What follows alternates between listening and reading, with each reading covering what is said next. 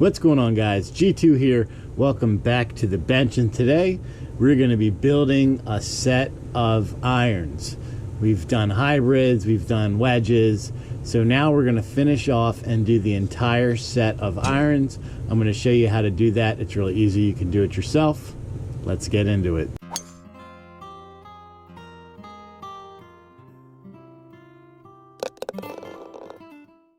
So if you're interested in stuff like this and you're watching this video and you're not a subscriber, take a minute, join the community, hit that subscribe button, hit that notification bell. It takes a second. If you are already a subscriber, welcome back. We definitely are going to be learning something today. Let's get into what you need to do to build yourself a set of irons. The first thing that you're going to need to do is establish what irons or what set are you looking to build. In this case, we're going to be creating a 6-iron all the way down to a gap wedge. So we've got 6, 7, 8, 9 pitching wedge and gap. We've built the sand wedge and we've built the hybrid and the driver. So we'll have a complete set here for a fairly new beginner golfer, which is the intent. These club heads are the STi2s. They're by Maltby, purchased off golfworks.com. If you haven't checked any of their stuff out, I really like these irons. They're, one, very economical, especially for someone who's just getting into golf, or if you are a seasoned player, you've played a lot of golf. They have all different styles: blade, muscle backs, cavity backs, forgiving, non-forgiving, high handicap, low handicapping, all different styles of golf heads. Now they will either make it for you, or if you want to, spend a little time, you can get the components all separately. They come in a set, just like you see, and then you follow the video and you could build this yourself. I highly suggest that if you are building a set yourself, that you get fitted. The most important thing when you're building a set of clubs, don't buy them off the rack because they're not going to fit you. You want to make sure that the clubs that you're building are fit to your swing, not the other way around. It's very important. This is the way you're going to maximize your playing. You're going to enjoy the game more. You're going to get the most out of your clubs. So if you haven't watched any of the videos of how to fit yourself and make sure that you're getting the proper length, check out this video right here. It'll show you how to do that. So this pack that we got for 6 irons, 6 shafts, 6 grips, and 6 ferrules was right around $170. You can make it a 7 club set, an 8 club set, however you want. This was the perfect makeup for us because as a beginner, they don't need a 5-iron, a 4-iron, a 3-iron. Instead, we're going to place it with a 4 hybrid and a driver, a wedge, and a putter. So it's the perfect set for a beginner. And if you're unfamiliar with the quality of these clubs, check out the reviews, guys. So don't let the price fool you. The reason the price is because you're not paying for advertising, you're not paying for huge research and development facilities, you're not paying for a staff of hundreds of engineers and all these other people and IT people and web designers and all this other stuff, and you're not paying for the pros to play the clubs or the technology that such vendors like Callaway, TaylorMade, Ping, Cobra, etc. have out. Don't let it fool you. Try them out. You don't believe me? Check the reviews. You're going to be surprised. So the very first thing that you need to do if you're going to build yourself a set of clubs is, 1, establish what your set is going to look like. Remember, got to have less than 14 clubs to make sure that you have your set designed. The next thing that you're going to do is go and fit yourself. So once you fit yourself and you've determined what your appropriate length is based on some measurements, you're going to have a good idea as to where you fall into on this grid. If you hadn't seen this, again, refer back to that video I talked about earlier. The next thing you're going to want to do is pull out whatever club that you're using and look at what is the spec for standard. So what is the standard length? If I know these clubs need to be 1 inch long, I need to know what they need to be 1 inch long from. So looking at the standard here, we know what a steel iron, so in this case a steel 6-iron is 37.5 inches standard. If I'm making these 1 inch long, that means they have to be 38.5. You got to do all your homework first, guys, and no one has a great memory.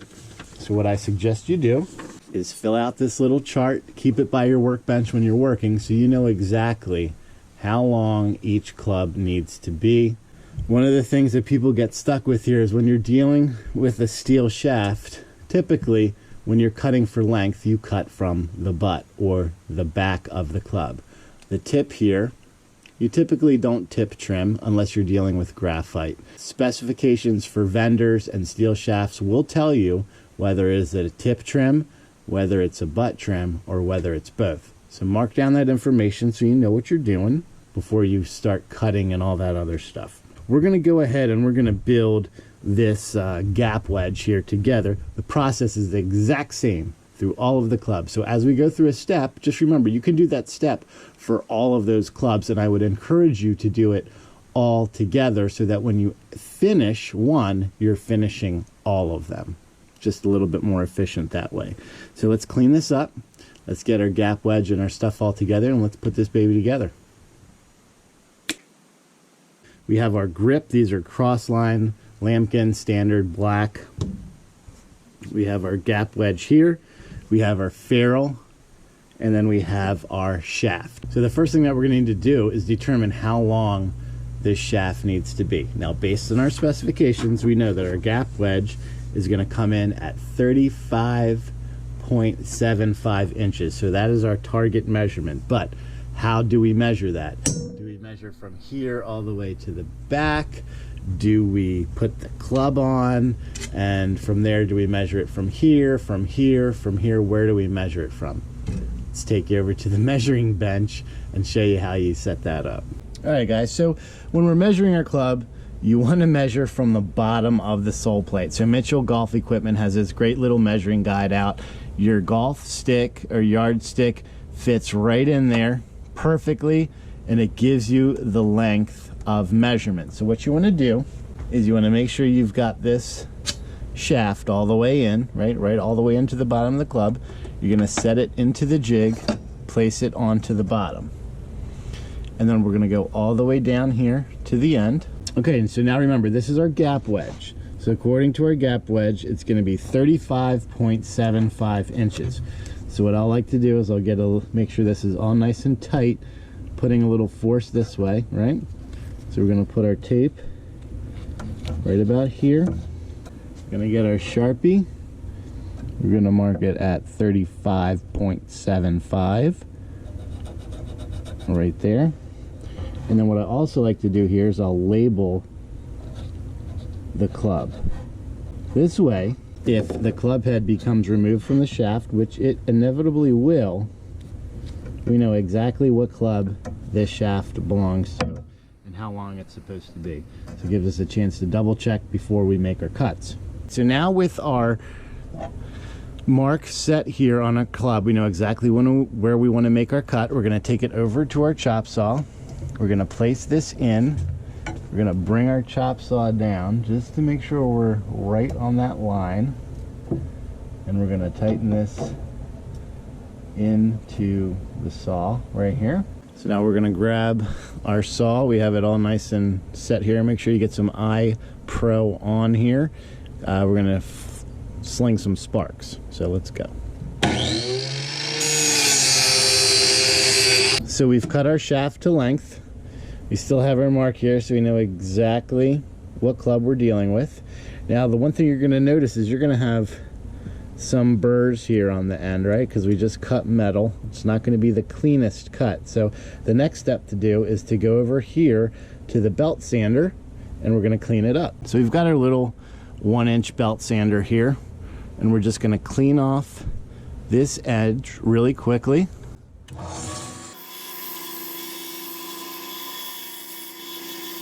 Okay, so we've got this nice end cleaned off. Now don't forget to tap it out because you don't want to have those shavings in there in the shaft.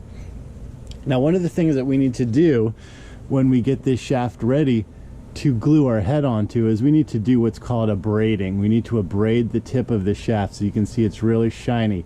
We need to take some of that shine out of there to ensure the glue has something to hold on to. So instead of just eyeballing it, right, how far do we go? Here, here, here, here. What I like to do is I'll get the club head, I'll put it on here, seat it all the way to the bottom, and then I'll just give myself about 1/4 inch, and I'll make a mark right like that. So now I know I want to braid or prepare this surface from that mark back. Now there's a couple ways of doing this. You can use the belt sander, or you can just use a piece of sandpaper and do it that way. I would suggest, if you're using the belt sander, make sure that you're not taking too much material away, because you don't want to compromise the integrity of the roundness of the shaft. So very gently, you're just going to go ahead and abrade this tip. Okay, and that's about all that you're going to need to do. Now we know everything down here is going to be covered by the club head. Has a nice abrasion to it for that glue to be able to adhere to. Also make sure get out anything that's in that shaft when we get ready to go and glue it. I'll meet you over and we'll glue it up. Club's cut, we're abraded. Next thing we need to do is install the ferrule. And these can be pretty tough, but I have a quick tip here for you guys. You can see here, these are intended to be tight. They're friction fit onto the shaft. They're plastic, so what I like to do is I'll get some hot water and I'll soak this in here, which you can also use, which will assist you. This is a ferrule setter. You can get this on GolfWorks for $7, $8, and this will assist you tremendously in helping move that ferrule properly up the shaft. And you get this out, shake the water, and we're gonna give it a little push. We can get that sit on nicely.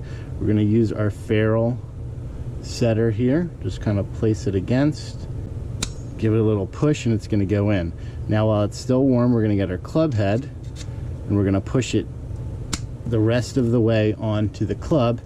Now this ferrule is set perfectly onto the club so that the tip of the shaft is bottoming out at the bottom of the hosel, and we know that we're on there tight. This is a lifesaver. You don't want to smash the tip onto the concrete ground to set it or anything like that, because you could deform the plastic of the ferrule, and that's just not good. Now we're going to go into epoxying. What we're going to use here is Brampton. It's a 2020 epoxy mix. It's got 1 part A, 1 part B. It's a 20-minute working time and then a 24-hour cure time. So like I said, if you're doing a set, which we are, you're going to want to fix all of this up at one time and then go ahead and knock everything out. It's equal parts each. Now what I also like to introduce to this are glass shafting beads. You don't need a lot. Something like this, you only need just a very little bit, about that much. And what this does is it puts those beads inside of the epoxy and helps self-center the club. If you haven't checked my video on how glass shafting beads work, check it out right here. The first thing that I like to do, easy there, is I'll apply it to the club head. Now what we've done ahead of time is we've prepared all of these club heads by cleaning them out with acetone. So all of any junk that was in there from the manufacturer or wherever we got them from is clean. We've also making sure that we got all that water out from when we installed our ferrules off of the club heads. Water and epoxy do not mix. We're just going to place it on here. You don't need a lot. Keep this little tester, because this is going to help you determine after 24 hours. You can come back and look at this and see, is it set up or is it not. That'll let you know, one, if you had a good mix or a bad mix of epoxy, and it'll let you know also if it's dry or not. We're just going to put this in using a twisting motion. Now if you're using graphite shafts, you're going to want to pay attention to where the logos are on the shaft, making sure that everything is lined up the way that you would like it. If you're using steel shafts, typically they come with a label. You save that label to the end so you don't have to worry about getting everything lined up. So we get this all nice and tight in there. We're going to clean up this extra epoxy around the ferrule. You shouldn't have a lot ooze out. If you have a lot ooze out, you use too much. Okay, so this is set. Now finally, to ensure that it doesn't go anywhere, we're going to grab some painter's tape and we're just going to simply place it over the club head and over the shaft, and this will hold everything in place. Just wrap it around. Doesn't have to be super tight, we just don't want it to move or twist on us. So go ahead, you're going to set this up so that it can cure evenly for 24 hours, and then we'll come back and I'll show you how we finish it up. We're almost done. All right, here we are back 24 hours later. Epoxy has set. Now the reason we keep these is so you can test it, right? You want to look for a nice set here. It should crack almost like a peanut brittle, I guess. You don't want it to be stretchy or anything like that. You should get that nice pattern. That'll let you know that your epoxy batch was good. We also need to finish the ferrule here. So you'll notice that sometimes you'll get like a little overhang from the ferrule, and that's intended by design so you can go ahead and clean this up to get a nice flush smooth finish. So before we finish the ferrule, we have to install the grip. So I'm going to meet you guys over at the grip station and we'll get this guy gripped up. Alright guys, so here we are over at the grip station. Just use a simple Golfworks vise, a drip tray which is connected to a reservoir that will gather all of our unused solvent here. And what you want to do is when you set this up in the vise, you want to set this up so that your grooves are facing straight up. The reason that we do that is because when we go to center this, you want to make sure that your grip is on straight. Nothing worse than holding a club straight and finding that your grip is crooked. It's just unprofessional, in my opinion. It's unprofessional. So to give you an example as to what it looks like when it's perfectly straight down the line, here we go. We have it set up and you can see those grooves are running perpendicular to our surface. That's how we know if we're not perfectly straight, we're pretty dang close, and it'll only take little minor tweaks when we get this grip in. So the next thing we need to do is get our grip tape. So how long should your grip tape be? This is what I use. It's a pretty standard length. I put it on the workbench here. It's essentially the length of a grip, but that's not because we want our grip tape to end here. It's because we want our grip tape actually to start right at these index points here, go past the end so we have something to tuck into the back end of the butt of the shaft here. And the reason we do that is so that when we have these installed, nothing is going to go through that little hole here in the top into the shaft and cause rattles or rusting from the inside out. So with our build-up tape here, I just like to put the grip here just as an index point so I know how far I want to go down. And this is kind of where I want my tape to end. So I'm going to put that on, just wrap it around, just try to not get any creases in there. Remember, the shaft is slightly tapered, so it's best to work from the front here out. That'll eliminate any of those creases that you may get along the way. When we get down here to the end, we're simply gonna tuck it in. So next we have our double-sided grip tape. We're gonna start it right over the build-up tape we have. And remember, it's double-sided tape, so one of these sides should start to lift up. And tuck this into the back. Now, the problem that most people make when they're regripping, you guys usually do this right, it's when it gets to the solvent. You never use enough. This solvent here, the Brampton HF100, is, in my opinion, the best grip solvent you could possibly get. Zero issues with this in, God, over 15, 20 years of doing this. So you're going to plug your finger over the little hole here. You're going to pour it into the grip. Don't be cheap with it, right? Because we're saving it. We're going to cap it with our thumb, give it a little shake, and then we're going to pour it over the grip. And you can see all that extra is just going to run right down into our reservoir. We don't worry about losing it. And then simply index the grip on so that your points here are straight up, and then just gently push it down. right? We can feel where our grip tape is, so we know that's where our index point should end. So now that we have this all nice and set up, it looks really good. So once you have that grip installed, you're just gonna lay the club down in the playing position and just take a look right down the shaft. Do those index points line up with each other? Do they line up with the graphic logo here? And more importantly, do they line up with the white line here that most irons have down at the bottom? And everything here looks really good. Finally, to finish this off, we're just gonna turn the ferrules, and let me show you how to do that. So when it comes to turning ferrules, there's two ways you can do it. You can use that 1-inch belt sander that we use to abrade the shaft. They have linen cloths that you can put in there. It's it comes out amazing. But there is a high level of skill and training that you're gonna need to accomplish before you can do that.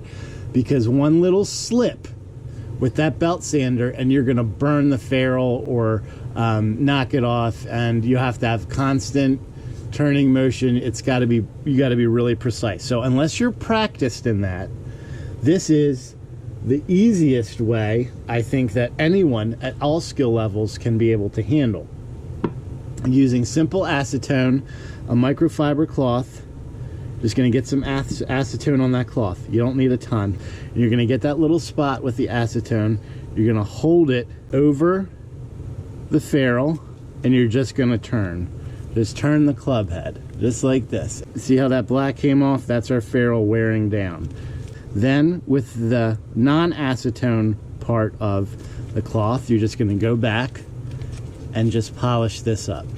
And once you've got that all nice and polished, you can see here, we've got a perfectly turned, nice ferrule, no lip on this whatsoever, and that's it. Well, with the set totally complete now, there is one final step. This is optional. So most shafts, when you're building your own, will come with shaft labels. If you want to put these on, you want to make sure that you put them about 1 inch low of where the grip is. You don't want to put it down here. I, for one, am not big on shaft labels. I think they just kind of take away from the beauty of the club itself, so we're not going to put them on in this instance.